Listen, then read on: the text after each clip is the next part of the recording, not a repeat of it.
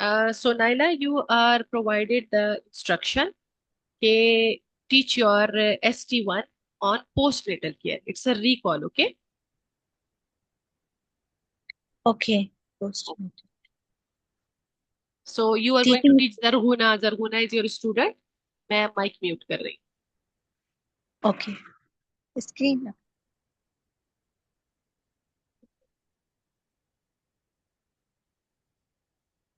Screen share.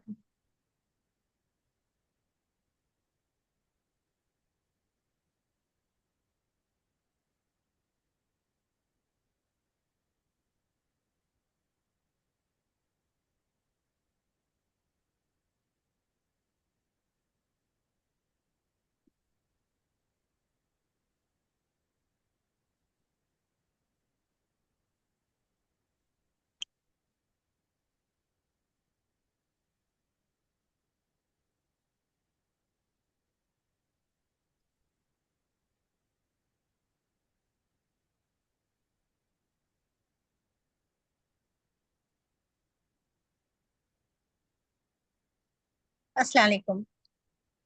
Alaikum I'm Dr. salam. Naila, registrar here.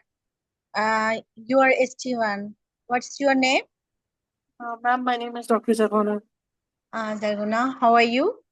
How is I'm your fine, ma'am. training? How are you? Good, ma'am. How's your training going on? Ma'am, good. Good. Fine. Yes, Okay. ma'am. Okay. May I ask a question that why you are interested to learn about the postnatal care? Ma'am, because nowadays my rotation is in ward and I want to learn that how postnatally we care for the mother and the baby. Okay, very good. It's an interesting topic, and also it involves improvement in the mother and also a baby.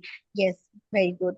So I will teach you about the postnatal care, and I will at the end of the session I will provide you some video links and the material that you will can learn a lot. And next time you can again do with your junior colleagues. Okay.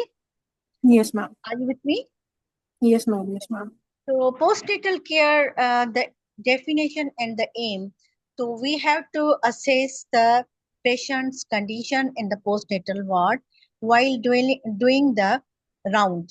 So in postnatal round, we can assess both mother and the baby. So mother condition including what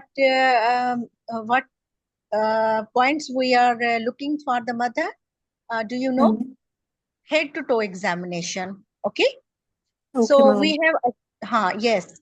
So if we are in a postnatal ward, we have a cesarean section patient, we have a postnatal NVD patient like SVD and episiotomy having done.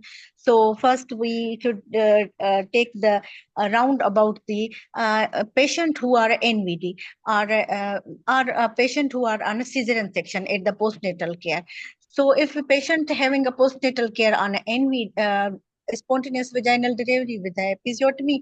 So what we will look for them, then what is the day of the postnatal day, is the first day or second day, and having the episiotomy scar is repaired, either there is a loci is a healthy, and first we have to do head to toe examination from head, look for the eyes in pallorness, thyroid, and the chest, breast examination for mastalgia, for any nipple discharge, nipple swelling, the mastitis, and any swelling in a breast. Then vitals should be checked, recorded by the nurse.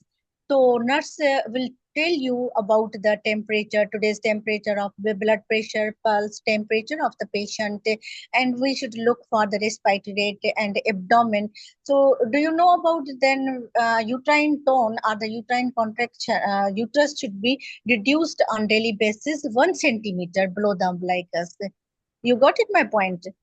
Yes, Okay, ma'am. and then it will once we check the uterus, that will prevent from the PPH, and the patient should not be anemic. If it is anemic, then we have to sort it out. It okay, and then we have to check the local examination of the patient, and daily we will ask from the nurse about the wash down, and has the patient is passed the stool and the urine.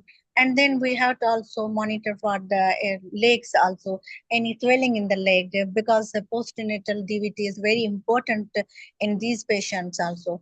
Okay, and we will ask from the patient what we can ask. Either patient is feasible or patient has any mental issue like postpartum blues. You know about the blues that patient having vaping, and we ask the patient about a baby. Is your baby is okay? And are you feeding your baby? And then what was the weight? What is the weight of the baby? Is the baby is growing? Okay. Then we have to discharge the patient with a red flag sign. Okay.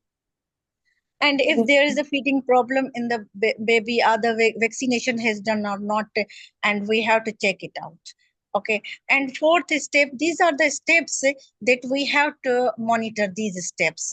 So with we gone through the steps, we will able to reach our postnatal assessment, postnatal mental health, and we have also easy for patient and for a mother that all things are improving, and educate the parents about the baby care.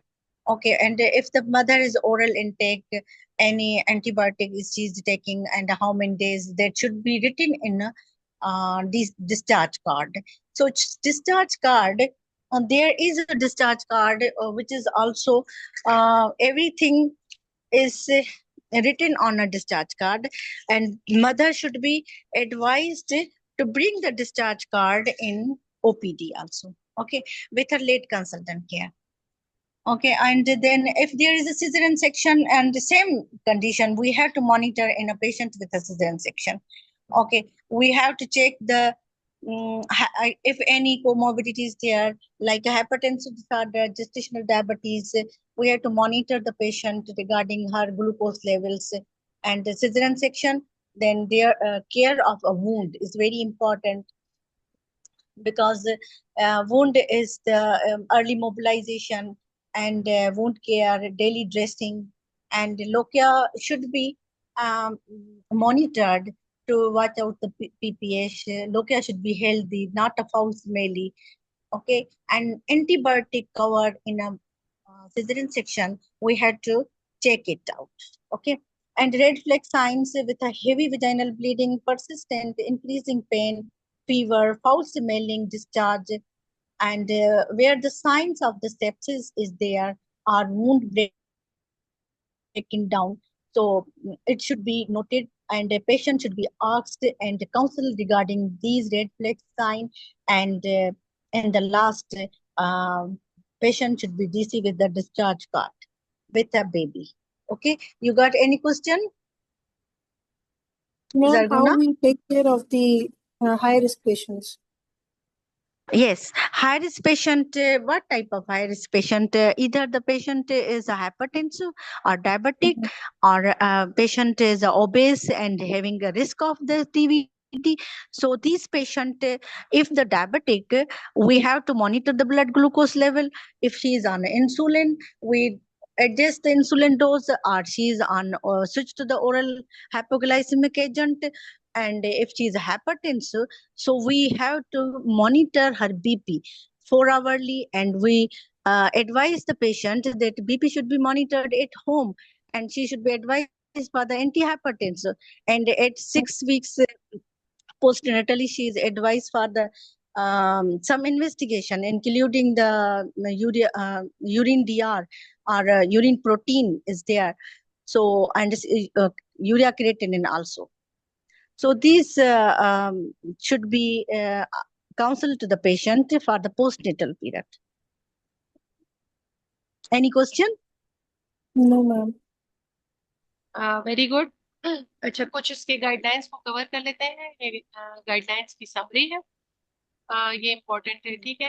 Postnatal care में mental assessments में हम क्या करते हैं, इसमें हमारे एक word हम कहते हैं होलिस्टिक केयर हम प्रोवाइड करते हैं to the mother and the foetus, sorry to the baby as.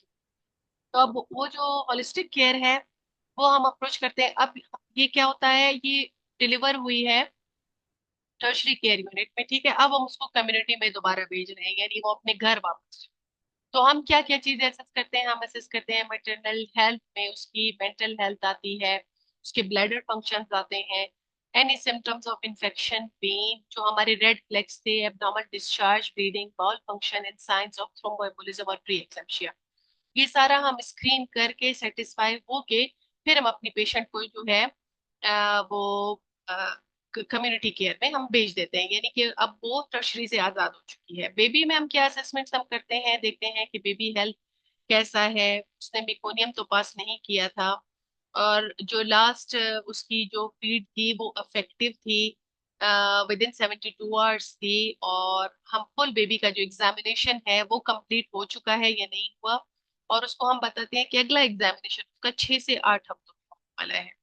और उसके बाद हम बच्चे की जो शुरुआती ब्लड टेस्ट होते हैं वो हमने स्क्रीनिंग के लिए, और बच्चे की हेयरिंग स्क्रीनिंग हमने करवा ली है या नहीं करवा ली। ये जो है नाइस गाइडलाइंस की जो पोस्ट नेटल केयर है, ये उसकी समरी है, ये कंटिन्यूस है। आप अपनी जो टीचिंग है, ये वर्ड्स ये सारे आप उसमें इंडल्ज कर सकते हो।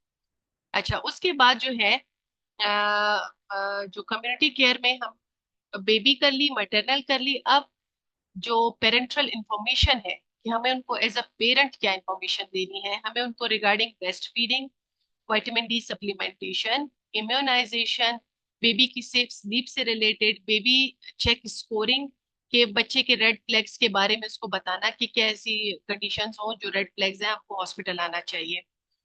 और एज अ पेरेंट उनको बेड शेयरिंग के ऊपर एडवाइस करना चाहिए, और उनको अगेंस्ट कि आप बेबी के साथ बेड शेयर ना करें।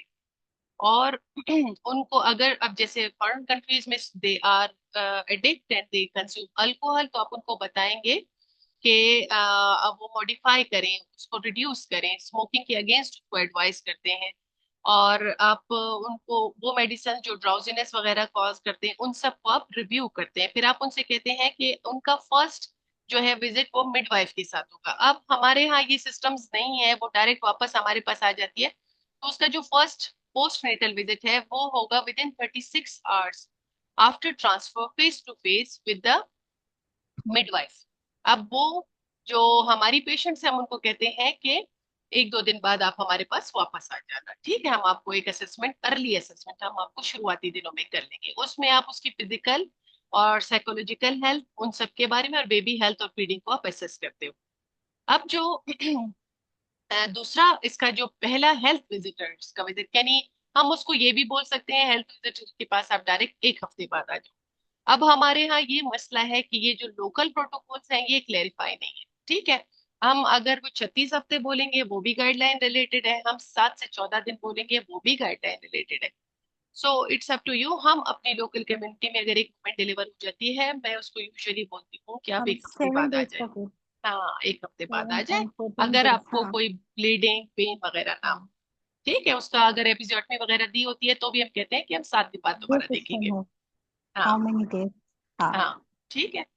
तो उसके बाद जो है जो टॉपिक्स हम उसी में डिस्कस करते हैं दोबारा से। अब मेंटल हेल्थ बिल्कुल नहीं है आपने पूरा, आप उसको बेशक फिजिकल हेल्थ देख रहे हो, मेंटल हेल्थ नहीं बोलना है। उसका पेल्विक फ्लोर एक्सरसाइजेस उसको बताने हैं, फटीग है नहीं है, डाइट कैसी है उसकी, एक्टिविटीज कैसी हैं, एडिक्शन, न्यूट्रिशन डाइट। जी फिजिकल जी। एग्जामिनेशन ऑफ द बेबी, वो भी बच्चे को भी साथ लाए। हम यही कहते हैं ना, आप भी आ जाना, बच्चे को भी ले आना, हम दोनों देख लेंगे। और उसके जो कंसर्न है regarding sexual intercourse and contraception है वो डिपेंड करती है, ठीक है। मॉडिफाइड है, एपी वाली की अलग है, सिजेरियन की अलग है, ठीक है। तो एपी वाली जो उसका नॉर्मल परफ्यूरम है उस वक्त तक वो सिर्फ अवॉइड करती है, अदरवाइज कोई और कंट्राइंडिकेशन नहीं है। जो सिजेरियन है हम उसको 3 मंथ्स का देते हैं ड्यूरेशन, ताकि उसकी हीलिंग अच्छे से हो जाए, ठीक है। इवन कुछ पेशेंट्स अगर परफ्यूरम के बाद भी रखना चाहते हैं रिलेशन, हम उनको कहते हैं कि विद कॉशंस, कर तो सकते हैं विद कॉशंस।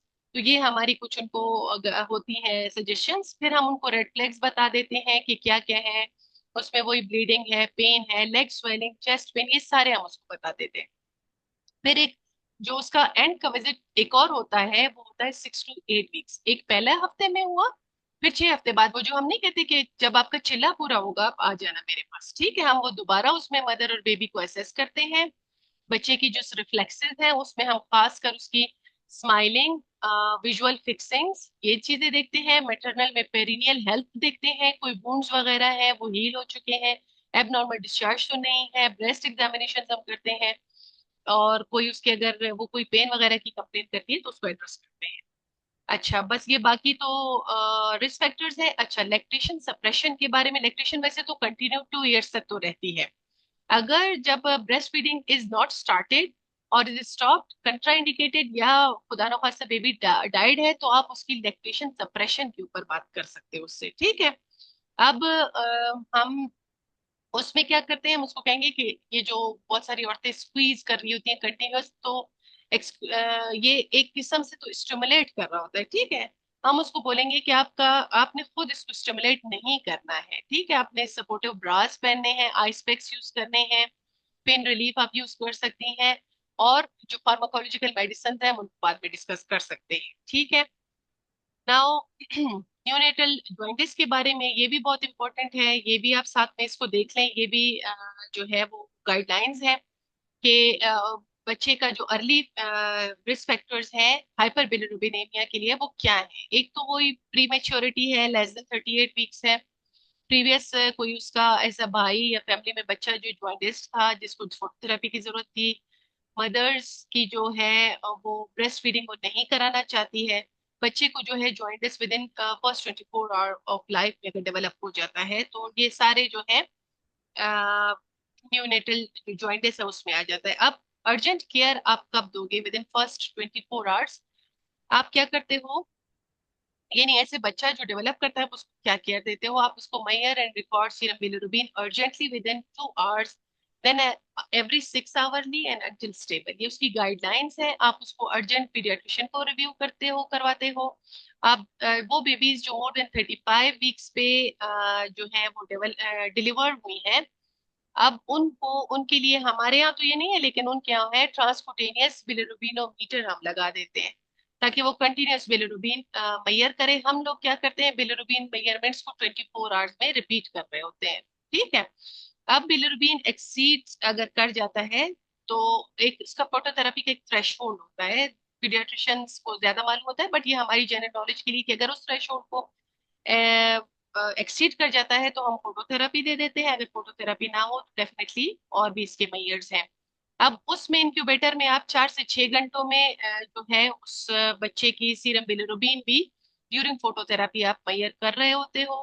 मेयर्स स्टेबलाइज हो जाए तो हम इस ड्यूरेशन को बढ़ा देते हैं, 12 आवर्स पे ले आते हैं। फोटोथेरेपी हम उस वक्त स्टॉप कर देते हैं जब एटलीस्ट 50 माइक्रोमोल या बिलो हो थ्रेशोल्ड, तो हम फोटोथेरेपी रोक देते हैं। यानी इससे अगर ज्यादा होगी तो बच्चे को हम फोटोथेरेपी देंगे। बच्चे को हम इस पॉइंट पे डिस्चार्ज भी कर सकते हैं। ठीक है। ये कुछ इंपॉर्टेंट है, ये मैंने आप लोगों को शेयर कर दी है। फिर भी अगर कोई इशू हो वी कैन डिस्कस इट। अच्छा, इंटेंसिव फोटोथेरेपी उस वक्त हम देंगे जब मोर देन 8.5 माइक्रोमोल्स पर आवर हो बिलिरुबिन। तो और एक्सचेंज ट्रांसफ्यूशन का भी एक थ्रेश होल्ड है, वो है मोर विद इन 50 माइक्रोमोल। ठीक है। ये आप लोगों को एक ओवरऑल आइडिया होना चाहिए बीइंग अ डॉक्टर्स। ठीक है। इंट्रावेनस इम्यूनोग्लोबुलिन्स भी यूज हो सकती है। एटलीस्ट आपको ये पता होना चाहिए कि जो बच्चे रिप्रेजेंट कर रहे हैं उनकी रिस्क फैक्टर्स क्या है। सबसे पहले रिस्क फैक्टर्स के बाद उनकी मैनेजमेंट किस तरह से है, बेसिकली हम्म, डिपेंड कर रहा है बिलिरुबिन पे। बिलिरुबिन आप लेवल लेते जा रहे हो, हाई रिस्क में 6 to 12 आवर्स में ले रहे हो, और जो थोड़ा बहुत मैनेज बच्चे हैं उनमें आप 12 to 48 आवर्स में ले सकते हो। ठीक है। फिर फोटोथेरेपी के बारे में थोड़ा आपको पता होना चाहिए कि कब हम खत्म करवा देते हैं। जब 50 से उसका जो है थ्रेशोल्ड कम होना शुरू हो जाता है तो इट्स ओके, बच्चे को हम डिस्चार्ज कर सकते हैं। ठीक है। अब फोटोथेरेपी के दौरान जो है छोटे छोटे ब्रेक्स जैसे अप टू 30 मिनट्स अलाउड होते हैं, उसमें ब्रेस्ट फीडिंग भी अलाउड होता है, लेकिन एडिशनल फ्लूइड्स हम नहीं देंगे अगर वो ब्रेस्ट फीड कर रहा है। ठीक है। अब जो इंटेंसिफाइड फोटोथेरेपी है उसमें कोई इंटरप्शन नहीं। ठीक है। वो कंटिन्यूअस होगा, वो इंटेंसिव है, उसमें आईवी फ्लूइड्स होंगे, और अगर ब्रेस्ट फीड देना है तो वो एनजी ट्यूब के जरिए होगा। ठीक है। अब ये इस तरह से इसकी है, जो इंफॉर्मेशन आप पेरेंट्स को दोगे वो आपके सामने है। रेड फ्लैग्स और सीरियस इलनेस के साइंस आपको पता होने चाहिए। Fever with non blanching rash है, और फीवर फीवर हर जगह, मतलब सबसे आपका जो बड़ा रेड फ्लैग साइन है वो है fever along with any other presentation. These are the red flag sign. तो खैर ये गाइडलाइंस थी पोस्टमार्टम के साथ जरूरी थी, मैंने अटैच कर दी हैं। अभी हम आएंगे अपने जो दूसरा है